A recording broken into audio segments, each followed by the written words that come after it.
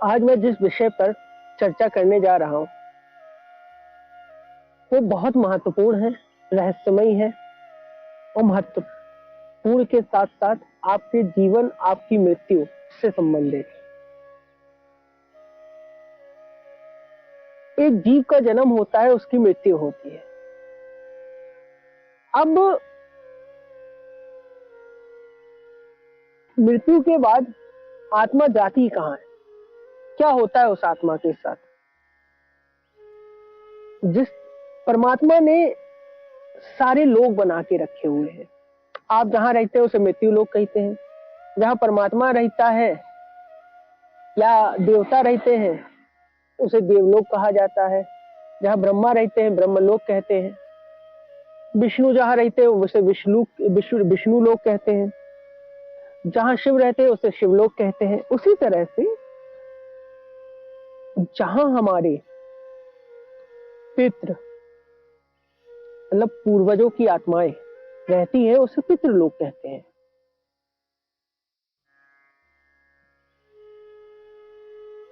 अब पितृलोक 4 भागों में बटा हुआ है।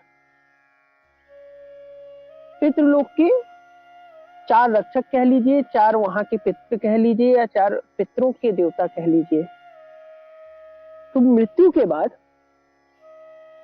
जब आत्मा को मुक्ति मिल जाती है तो वो सीधे अपने पितृलोक पे चला जाता है, जो भी जहां से जुड़ा हुआ है, और वो उन 4 भागों में जाकर बटता है।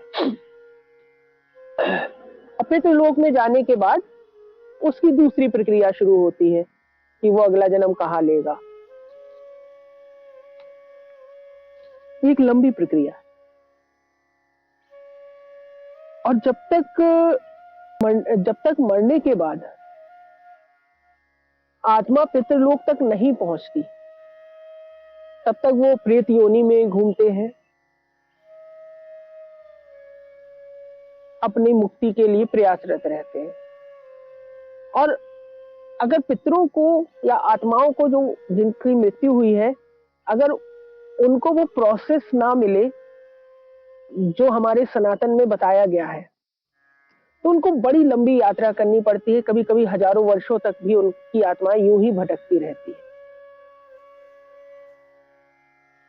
हमारे सनातन में इस चीज की व्यवस्था दी गई है कि आत्माओं को कितनी जल्दी से जल्दी मुक्ति मिल सके।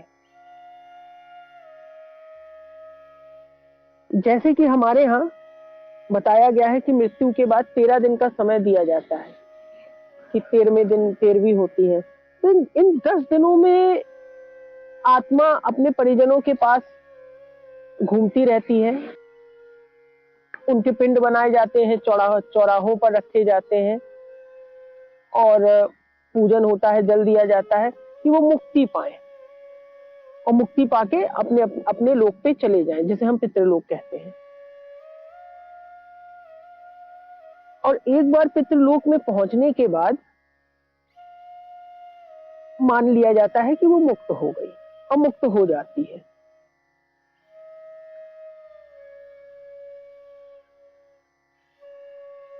हमारे सनातन में व्यवस्थाएं दी गई हैं कुछ, जैसे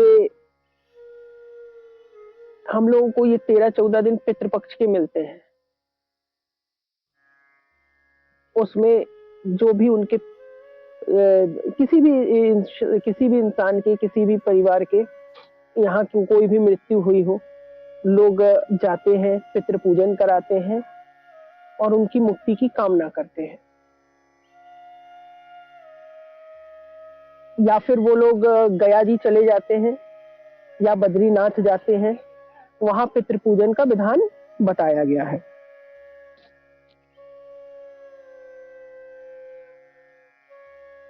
और पितृ के लिए शांति, यज्ञ, हवन, ये सारी व्यवस्थाएं बताई गई हैं। पिंड बनाए जाते हैं और इस तरह से मुक्ति के लिए प्रयास किए जाते हैं,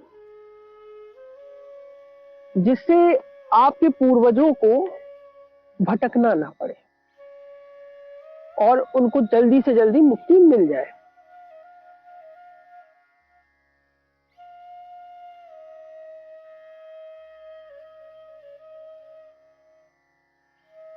ये प्रक्रिया हमारे सनातन में, हिंदू धर्म में हजारों लाखों वर्षों से चली आ रही है और बहुत महत्वपूर्ण कार्य है ये, क्योंकि उसके बाद ही आपके पितरों का आगे का जन्म निर्धारित होता है और वो अक्सर वो पितृ आपके पूर्वज आप ही के परिवार में जन्म भी ले लेते हैं।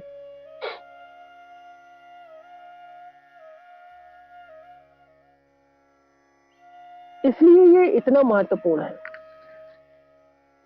अब प्रश्न ये उठता है कि पितृपक्ष जो हमारे यहाँ 14 दिन के बताए गए हैं और महालय अमावस्या को इसका समापन होता है। महालय अमावस्या आ चुकी है और उस दिन पूर्ण होती है पूजा। और ये इतना महत्वपूर्ण क्यों है? ये सिर्फ किंवदंतियां नहीं है, इसके पीछे हमारे पूर्वजों का साइंस है और बहुत ही साइंटिफिक है।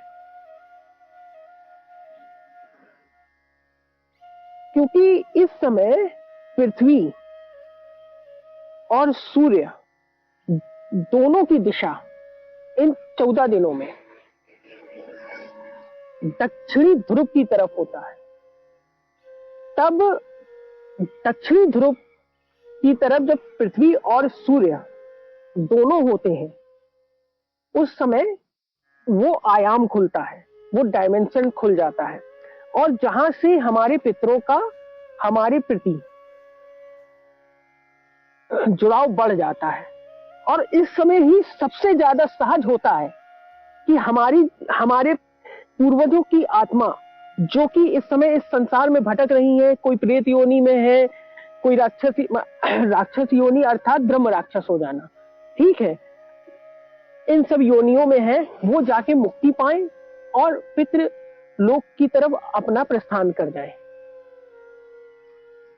तो ये इतना महत्वपूर्ण है पितृपक्ष। और वो डायमेंशन जब खुल जाता है तो वो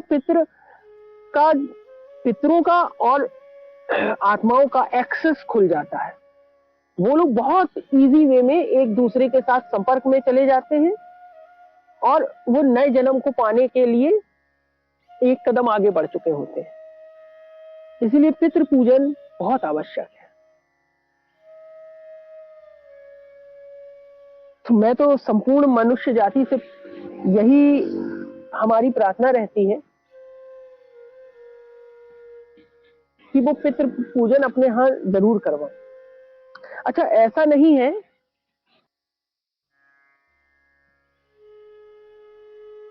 कि ये व्यवस्था सिर्फ हिंदुओं में है और लोगों में भी है, लेकिन वो लोग जितना जान पाए, उनके धर्म में जितना लोग जान पाए, उस हिसाब से वो अपनी पूजाएं करते हैं। जैसे मुस्लिमों में 40 दिन का चिल्ला होता है, वो भी शांति के लिए, आत्मा की शांति के लिए इस तरह के प्रयास करते हैं। बाइबल में चैप्टर 14 या 15 में इस तरह की व्यवस्था दी गई है,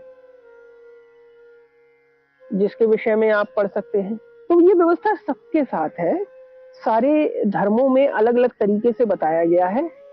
अगर आप जाके देखें, रिसर्च करें, तो आपको सारी जानकारी मिलेगी। तो ये वो समय है पितृपक्ष का जब आपके पूर्वज अपने लोक में जाने का प्रयास करते हैं और आपके वो पितृ जो कि उस लोक में पहुंच चुके हैं, वो आपको आशीर्वाद देते हैं।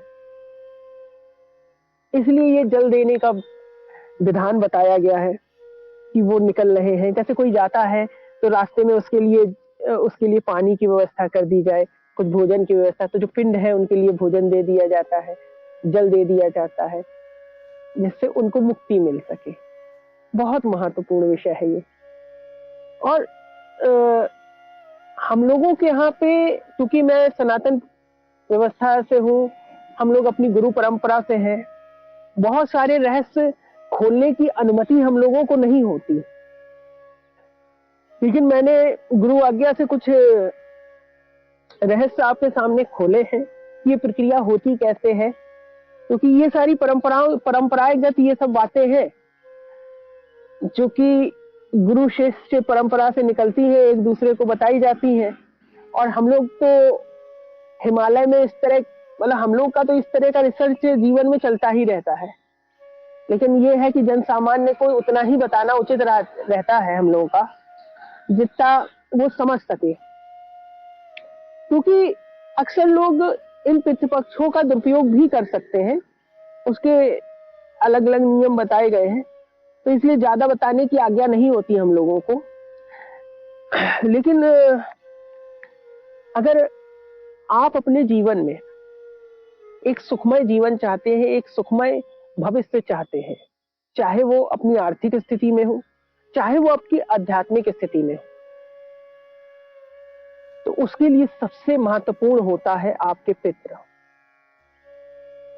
क्योंकि आपके पितृ ही हैं और वो आपके पूर्वज ही हैं जो आपके द्वारा किया हुआ कर्म आपके भाग्य से जोड़ते हैं, आपके लिए रास्ता क्रिएट करते हैं और आपको आगे बढ़ाते हैं। और फिर वो चाहे आपके अपने व्यवहारिक जिंदगी में हो, सामाजिक जिंदगी में हो या आध्यात्मिक क्षेत्र में। क्योंकि कहते हैं ना कि माता पिता के आशीर्वाद से, पूर्वजों के आशीर्वाद के बिना कुछ भी संभव नहीं।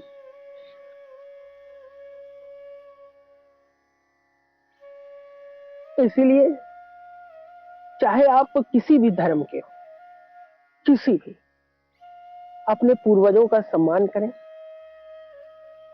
और इन पितृपक्ष के समय में आप उनको जल अर्पित करें।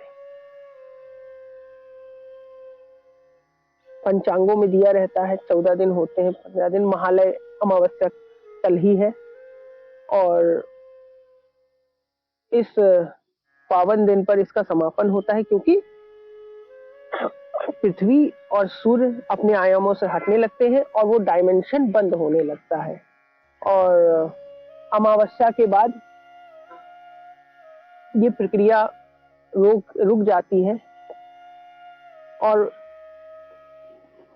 ये आपके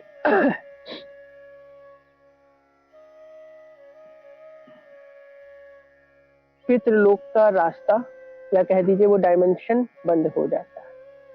फिर आपको 1 साल की प्रक्रिया करनी पड़ती है। 1 साल के बाद फिर से ये रास्ता खुलेगा और फिर पितृ आपको आशीर्वाद देने के लिए आएंगे। और हमारी प्रार्थना यही है कि आप जहां भी हो,